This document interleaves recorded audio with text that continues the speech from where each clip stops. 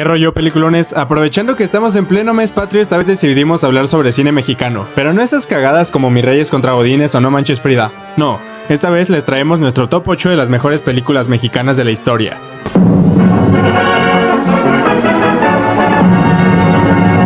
Es turno del top número 8. El Infierno. Esta es una comedia negra que retrata al país en su parte más cuestionable, el narcotráfico, el crimen organizado y en general la crudeza que vive el país. Benny llega al país después de ser deportado, pero llega a un México pobre, violento y corrupto. Rápido se da cuenta de que la única forma de salir adelante es por el mal camino. Y es justo así como él mismo se vuelve una víctima del mal funcionar de este país. Termina cayendo metafóricamente e inevitablemente a ese infierno del que tanto buscó salir. Porque el infierno te absorbe, al mismo tiempo que te grita que no se puede confiar, que no se puede ser bueno porque al bueno o humilde no le va bien. Así que en un parpadeo y casi sin darse cuenta, Benny es solo uno más del montón. De forma descarada y como dije en un principio, con bastante gracia, vemos una crítica al sistema político mexicano y cómo este es cómplice de prácticamente todo lo malo que aqueja al país. Porque aunque por momentos pueda parecer graciosa, sobre todo por el tono que maneja la película y los mismos protagonistas, como es el caso del Cochiloco, realmente es una película que muestra cómo es el mismo sistema el que te impulsa a caer en malas prácticas mientras se cobra la vida de los más inocentes. Ok, puesto 7 para...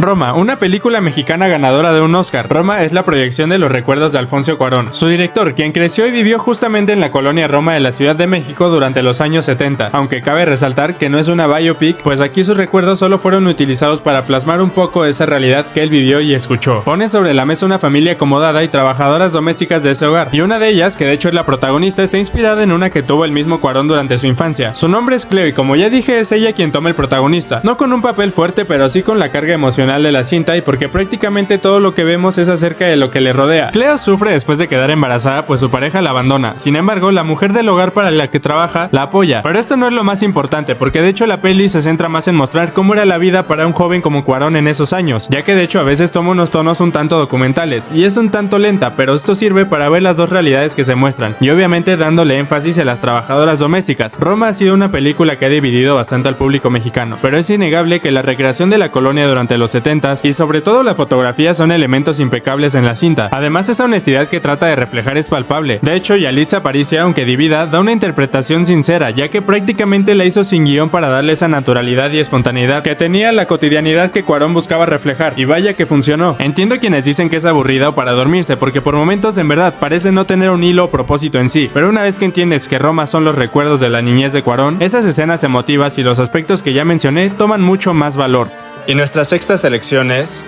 Ya no estoy aquí. Esta peli cuenta la historia de Ulises, un brother que creció y vivió en Monterrey, pero no en ese Monterrey blanco y fresita. Ulises es de ese Monterrey de pandillas, barrio y fanático de las cumbias, pero después de un par de líos se ve obligado a irse a Estados Unidos para refugiarse, y es ahí donde empieza todo, pues el choque cultural lo parte, su identidad pide a gritos ser expresada, pero él no puede. En un país nuevo, con un idioma que desconoce y gente que lo rechaza, todo esto se complica. Es un viaje íntimo y lleno de nostalgia sobre alguien que tuvo que dejar atrás todo lo que lo formó como persona y le dio sus pasiones, pasión que como ya dije es la cumbia rebajada, tema que es toda una subcultura real en esa parte de México y que también es enriquecedor ver, pues al ser algo tan de nicho podría pasar desapercibido fácilmente si no es por una película de este tipo. Y es que toda esta música y la parte estética de todo lo que representa Ulises y lo acompaña en todo momento durante la película representan algo verdaderamente valioso en la cinta, sobre todo porque el mismo Ulises es alguien que jamás renuncia a lo que es por querer encajar, aunque esto claramente le afecta y le complica su estancia en un nuevo país. Así que de algún modo es bellísimo ver a un personaje que defiende lo que es, aunque parece que el mismo mundo juega en su contra. Y esto obviamente mientras se nos muestran otras realidades, pues tampoco podemos negar la crítica que también se hace hacia los prejuicios que hay entre las mismas comunidades migrantes, el crimen en el país y la falta de oportunidades. Vamos con el quinto puesto de este top. La Ley de Herodes. Siguiendo la línea del infierno, pero esta vez claro, tengo que aclarar que esta salió antes, pero la pongo aquí porque pues es el orden del top. La Ley de Herodes, o te chingas o te jodes. Una vez más es una peli que apela a la sátira para buscar retratar lo peor de México, pero no desde su pueblo, porque entiende que aunque son partícipes terminan siendo más víctimas que otra cosa. Aquí vemos como un gobernador nuevo llega a un pueblo remoto hundido en el crimen y en la corrupción, y de hecho llega con ganas de cambiarlo todo, aunque rápidamente se decepciona. Pero si en un principio tenía las mejores intenciones del mundo para salvar al pueblo, tan pronto como se decepciona es que empieza a meterse en cosas turbias, porque rápidamente se da cuenta que si no eres un culero, pues la gente no te respeta, o peor aún, ni siquiera tienes poder. cosa que siendo político pues es muy importante, así que llegó a su cargo de gobernador con muy buenas intenciones y ganas de demostrar que era distinto a su antecesor, pero pues ya no importa porque termina siendo igual o peor. Luis Estrada aquí pone un crudo reflejo de la política mexicana, sobre todo al gobierno en turno que ya llevaba más de 70 años en el poder y cada vez era más cuestionable, y obvio lo hizo con su estilo que ya es clásico en su filmografía, ese humor que se convertiría en un clásico del cine mexicano. Alto ahí, ya vamos a mitad del video, así que por favor, si todavía no estás suscrito al canal te invitamos a hacerlo. Y a nada de entrar al podio, este es nuestro cuarto puesto. Macario, esta es una peli que va con el disfraz de tener una premisa sencilla. Nos da una gran historia sobre alguien que literalmente solo quería pasar un rato en paz para comer a gusto, cosa que aunque para muchos pueda ser algo bastante normal, hay otra parte de la población que no puede permitirse esto. De hecho vemos cómo es tanta su hambre y sus ganas de comer a gusto que está dispuesto a llevarlo hasta las últimas consecuencias. Mediante varios pasajes vemos cómo se encuentra Dios, el diablo y con la mismísima muerte, quienes lo tientan y lo cuestionan, pero al final solo la muerte se muestra un tanto más humana y es ahí cuando Macario cede y comparte su comida. Macario, un hombre pobre pero al final de gran corazón, obtiene el poder de curar al pueblo de sus enfermedades, así que lo toma y lo reparte con justicia, hasta que un día es la misma muerte la que lo termina condenando, y se da cuenta que realmente murió antes de que tan siquiera pudiera comer su pollo, así que todo resultó ser un sueño, o no, porque el final es un tanto abierto y con el encanto de que no importa si haces el bien o el mal, cuando te toca, pues te toca, pero aún así vale la pena vivir y disfrutar de los pequeños placeres de la vida, así que por esto y más, Macario fue la primera película mexicana a ser nominada a los Oscars. Momento serio del video, este es nuestro tercer lugar.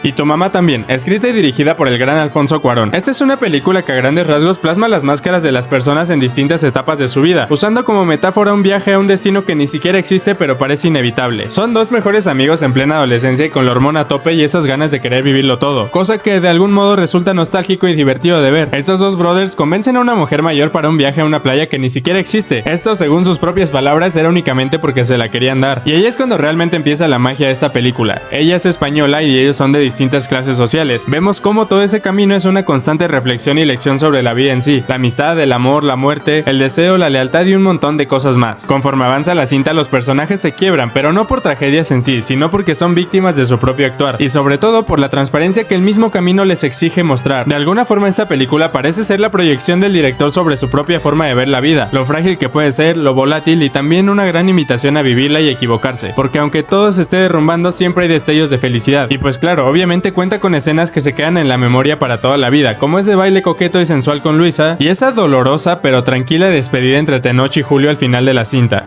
Aquí ya todo está muy peleado, pero este es el top número 2. Los Olvidados, dirigida por uno de los mejores directores en la historia del cine, Luis Buñuel, que aunque es de origen español, la película la grabó en México y está protagonizada por mexicanos. Además se nacionalizó mexicano, así que obvio tiene que estar aquí. Los Olvidados está centrada en mostrar a justamente ese México que muchas veces se trata de olvidar o invisibilizar. Un México que en esa época estaba hundida en la pobreza y desigualdad social, pero que a diferencia de otras cintas no la trata de romantizar. Muestra la dura que llega a ser la vida en esas circunstancias, con violencia, adicciones y delincuencia. Los Olvidados es una cinta tan cruda y con temas tan complejos y dolorosos que a veces parece ser una película de terror con tintes documentales, pero no es así. Desgraciadamente era un reflejo fidedigno del pensar y vivir de muchas personas durante los 50s. Ni siquiera se molesta en tratar de mostrar cosas positivas porque al estar protagonizada por niños y jóvenes, pues justamente son estos quienes al nacer y crecer en ese contexto ni siquiera son capaces de distinguirlo, ya que justamente la violencia y precariedad son parte de su día a día, y pues obviamente también vemos cómo a los estratos más altos de la sociedad ni siquiera parecen afectarles o importarles, pues estos chicos solo viven y son los olvidados.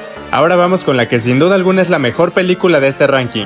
Amores Perros. Imagina contar 3 historias en una misma película, cada una lo bastante distante de la otra como para que parezca que nada tiene sentido, pero aún así lograr que todo haga sentido y dejar una obra para la eternidad. Amores Perros, como dice su nombre, habla sobre el amor, visto desde distintas realidades, contextos y consecuencias. Eso sí, ninguna de estas terminan en algo bueno. Las 3 historias se van quebrando a partir del amor, ya sea por el deseo, la depresión o simplemente por deudas del pasado. Ver el choque de los automóviles es también ver el choque de 3 realidades. Chivo, que vive en la completa precariedad y es víctima de sí mismo porque era guerrillero y ex sicario. También tenemos a Octavio, que consumido por el rencor y venganza, además de la frustración que le provoca su realidad al venir de una familia rota y de clase baja. Y por último Valeria, que representa esa extraña clase alta y aspiracionista que se mantiene frágilmente de las apariencias. Así que con esto las 3 historias nos muestran lo destructivo que puede llegar a ser el amor, lo impulsivos que podemos llegar a ser dejándonos llevar por este lindo pero también devastador sentimiento. Entonces, por esto y más, nosotros consideramos que esta es la mejor película mexicana de la historia, porque además de tener una historia pasada de verga, también tiene un soundtrack bellísimo y memorable,